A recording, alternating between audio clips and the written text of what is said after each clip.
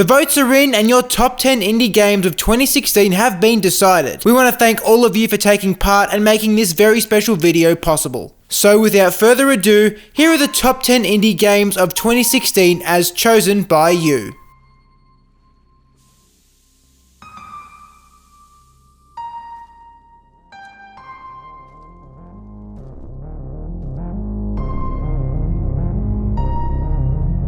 Our top 10 begins with Salt and Sanctuary, and what is unabashedly a 2D version of Dark Souls.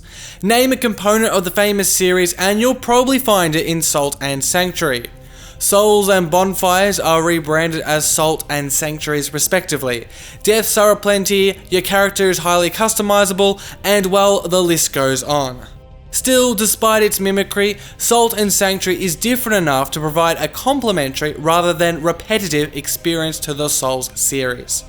It's quite easy to downplay the 2D factor, but it does change the dynamic. Having never been interested in the Souls series, the platforming of Salt and Sanctuary invited us to test the Souls formula. Some other changes include new abilities that let you access previously unreachable areas, customization quirks such as the Chef class, and of course, the art. We also appreciate how the game never bogs you down with exposition or narrative detail. Action comes first, and then everything else unfolds from it.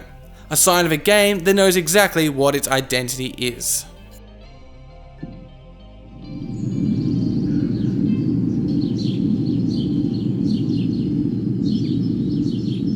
With just one developer, graphics from the last century, and little pre-release hype, Stardew Valley defied the odds and became indie gaming's surprise hit of 2016. In 2 months, it sold over 1 million copies on Steam and generated enough demand for the realization of console ports. Like Salt and Sanctuary with Dark Souls, it is too easy to say that Stardew Valley is another Harvest Moon. Yes, it is the same game, and yes, it is streamlined, removing some of Harvest Moon's tedium. But it is naive to think that Stardew's appeal is confined to just that. There's the narrative of escaping the city for the simple, outdoorsy and communal life of the country. Then there's the endearing passion of developer Eric Barone, who not only spent 4 years making the game, but churned out bug-fixing patches each of the first 5 days after launch. It's a game made with love, and it shows by how easily it rewards your efforts and draws you into its world.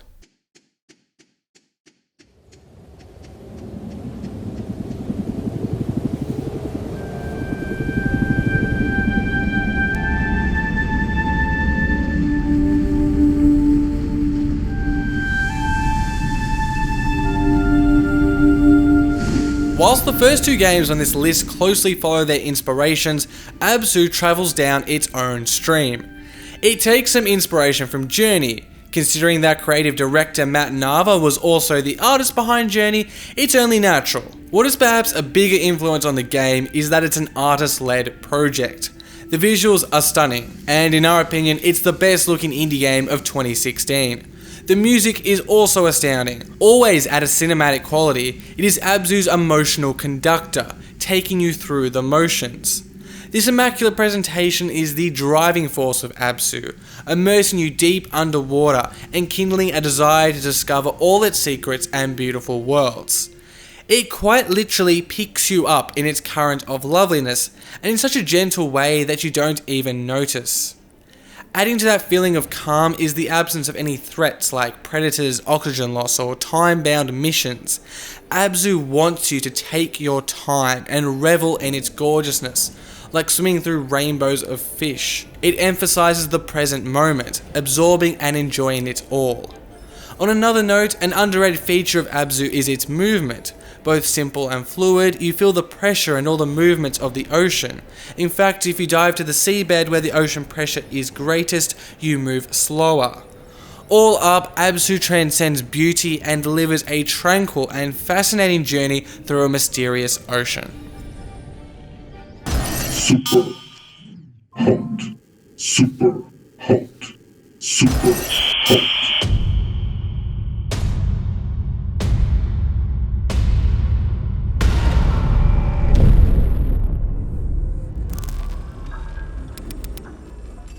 In February, Superhot stopped time and turned an action-styled shooter into a methodical puzzle game. After playing the beta, we saw the promise of the time moves only when you do mechanic, but we're also concerned if it would hold up over a full-length game. Alas, the full version erased those fears, adding new weapons and setups, and never repeating throughout its 6-hour duration. In fact, Superhot's unique take on time is the bedrock on which everything else is built. For instance, it creates its own unique, unspoken rules of survival, like taking out enemies first and being able to stay out in the open because you can dodge bullets. Having the power to control time makes you feel like you're a step ahead of everyone, and that if you do die, which happens a lot, it was your own doing. It's critical that Superhot makes you embrace death like that because it is through failing that the game teaches you all of its idiosyncrasies and patterns. From finish to end, Superhot provides a fresh and enthralling maze of bullets for you to dissect and navigate. Biology may slumber restlessly in that unholy abyss.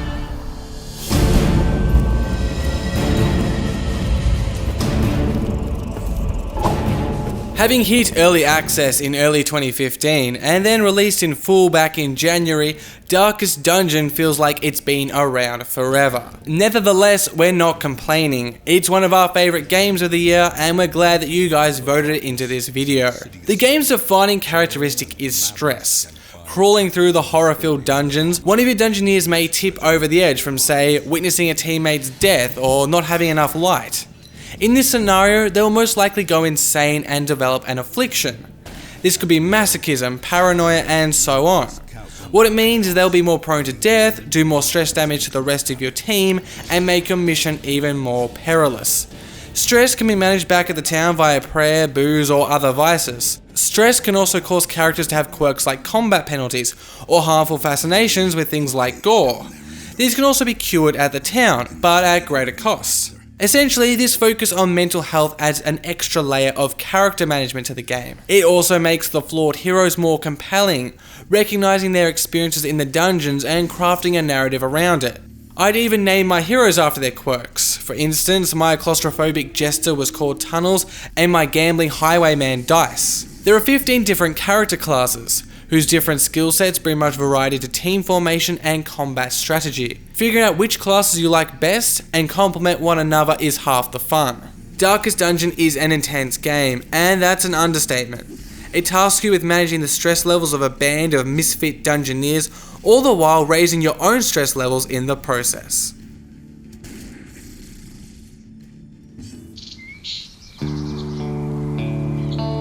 Hello, Two Forks Tower.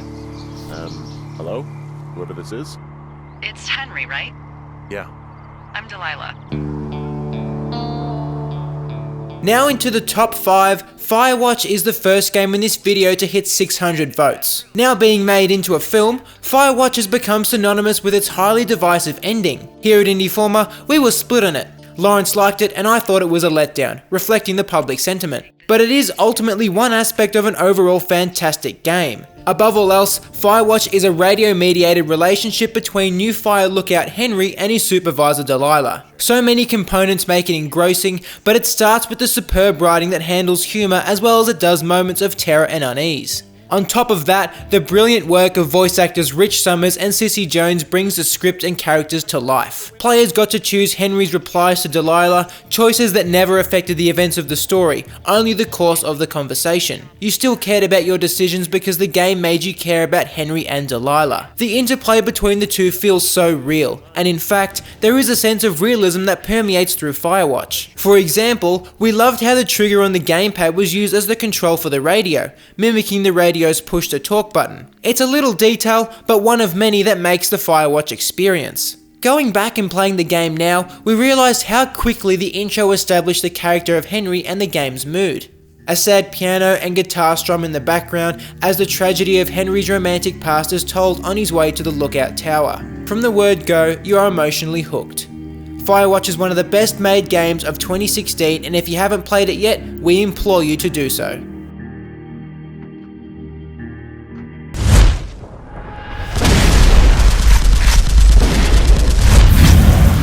Legends tell of an impregnable fortress, and in its depths lies a weapon of immeasurable power. A gun. We were a that little can surprised to kill. find Enter the Gungeon this high in the standings, but it is probably 2016's best roguelike and a very deserving game. Thinking back, what stands out most about Gungeon is its personality. From kicking over tables to create cover, to having gun-wielding bullets as enemy, the game has this fun and silly nature that's highly infectious. Just try and play it without smiling, it's not easy. The bullet hell gameplay stands up to genre heavyweights like Isaac and Nuclear Throne, although it still feels distinct with its unique enemies and obstacles creating its own rhythm of blasting, dodging and hiding on the run. The game is a very polished arcade shooter, with aiming, enemy spawns and projectiles all feeling hard but never unfair. Ultimately, this is Gungeon's bread and butter. If you can shoot your foes and dodge their fire, you'll go far. But in saying that, there is a lot of variety borrowed from Gungeon's roguelike influence. There are a ton of different guns and items, adding both mystery and discovery to every playthrough. Finding a shotgun that'll shoot teddy bears which turn enemies against one another is what keeps you coming back again and again. Cheeky, challenging and always changing, Enter the Gungeon is a very entertaining dungeon crawler.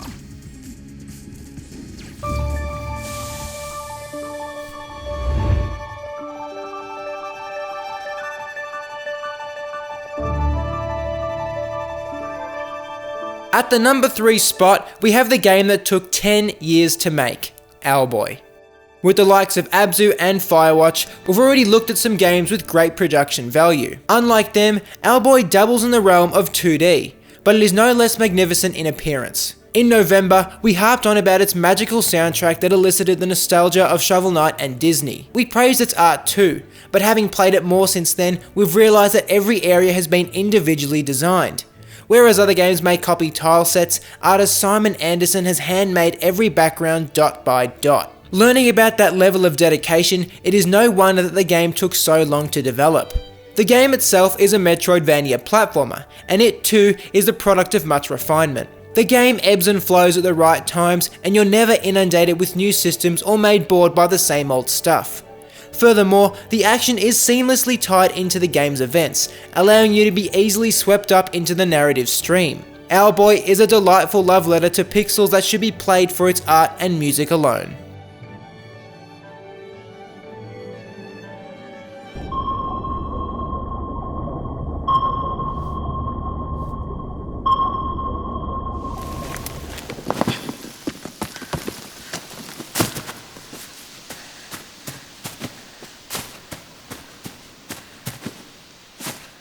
Rather incredibly, not one but two games finished in equal first place with 773 votes apiece. As you can tell, one of those is Inside. You can probably guess the other game too, but let's not say anything just yet. As for Inside, it's such an immense game that it's hard to know where to start. The shorthand version is that it's the spiritual successor to developer Playdead's earlier title Limbo, another atmospheric puzzle platformer about a nameless boy. To be honest, I don't know if a game has gripped me from the very start like Inside did back in July. Tumbling down from a mound of rocks, you begin with a push of momentum, feeling the immediacy of the need to run. In the background, trucks hum and lights search, threatening to expose your cover of darkness and letting you feel the terror of the little boy. The suspense builds up and masked men chase you with the light of their torches. Then a rabid hound blitzes towards you through a lake. It's dreadful but heart-poundingly thrilling. Unfortunately, as the levels become complex, the suspense of these chases is drowned out by the interruption of dying and having to restart. Though the puzzles tend to be more advanced than in Limbo, I found I enjoyed Inside most when it was simple in its design. I remember noticing a flock of baby chicks follow me towards a barn very early in the game, and regarding it as a nice but rather innocuous occurrence. Minutes later, I was in the barn, stuck on a puzzle when I heard their chirping. I followed their noise to the barn door and let them in to discover that they were vital to solving the puzzle. That incident was also significant because I had to put the chicks through a machine and, given the nature of the game, to what I thought would be their deaths.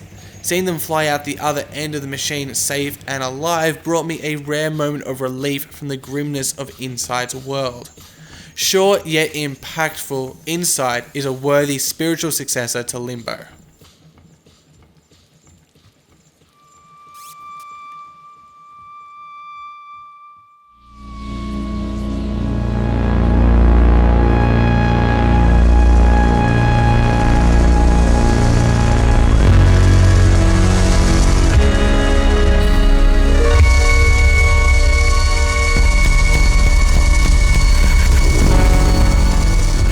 sharing the honours with Insight as the #1 indie game of 2016 as chosen by you is Hyper Light Drifter. The path to this point wasn't always easy for Hyper Light Drifter. After receiving funding from Kickstarter, multiple setbacks delayed the planned June 2014 release. Even this year, the year of its release, it had to cancel its PS Vita and Wii U ports. The upside to everything, however, is that we did get to play Hyper Light Drifter this year, and it was pretty fantastic. With its pixels, dungeons, and maps, the game feels incredibly retro, yet at the same time, its gap-clearing dashes and environmental storytelling make it feel modern. It can seem weird at times, but that is Hyper Light Drifter, a unique mix of old and new. The same can be said of its rhythm. Combat is a ferocious onslaught, a true masterclass in crowd control, but the journey to the next battle is typically slower and filled with side rooms to explore. The intersection of the two makes the game balanced and gives it great flow. By now, you may be sick of us talking about the music of video games, but we have to talk about Hyper Light Drifter's soundtrack.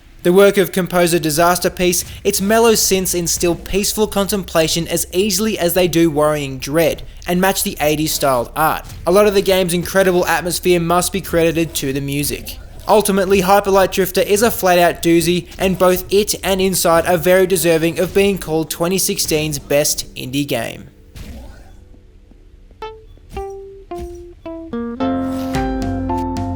Thank you to everyone who watched us throughout the year. We'll see you in 2017 here on Indieformer.